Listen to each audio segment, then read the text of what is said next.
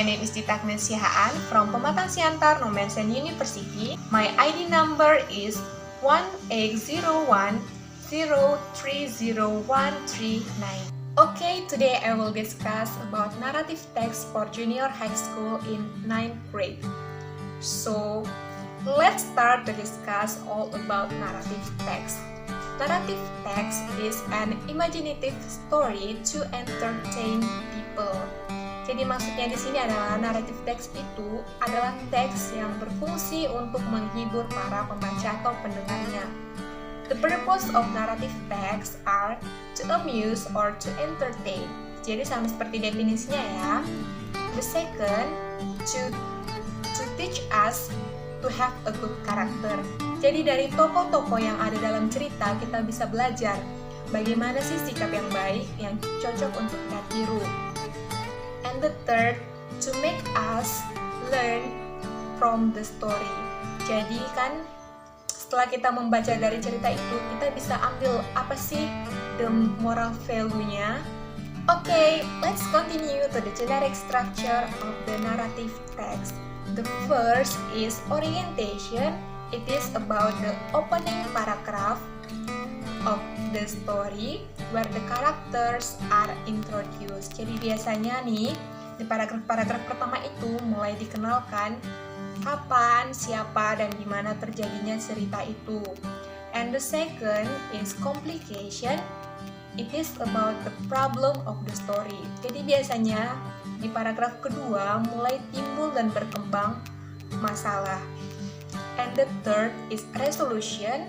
It is about problem solving. Jadi di mana ada masalah pasti ada solusinya. Jadi biasanya ini terdapat pada paragraf ketiga atau keempat. Jadi di paragraf ini nanti kita bisa lihat apakah solusinya itu berakhir dengan baik atau tidak. Ini menentukan apakah dia sad or happy ending. And reorientation.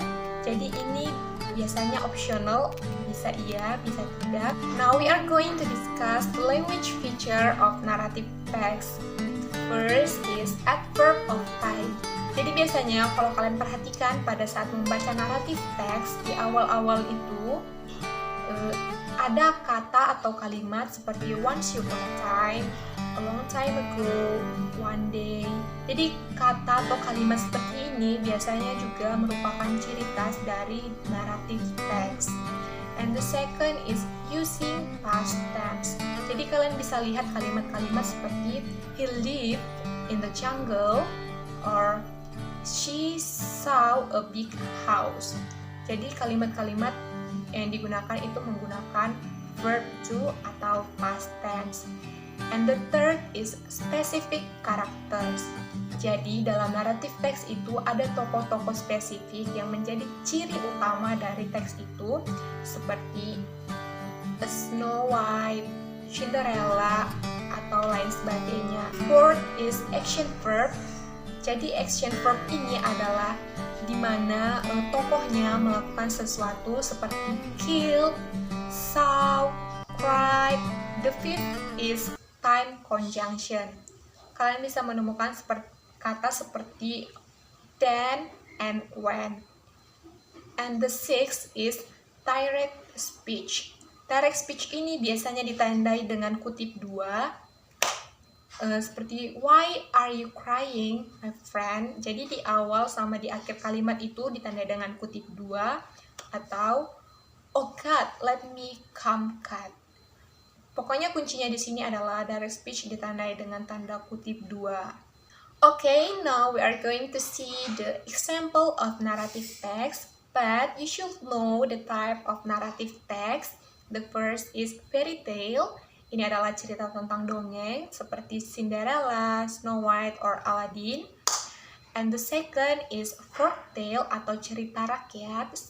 It is like Sang Kuryang, Tangkuban Perahu. The third is fable atau cerita tentang binatang.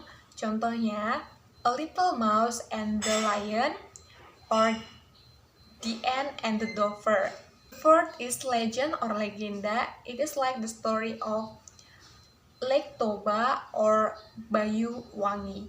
The fourth is legend or legenda. It is like the story of Toba or Bayu Wangi,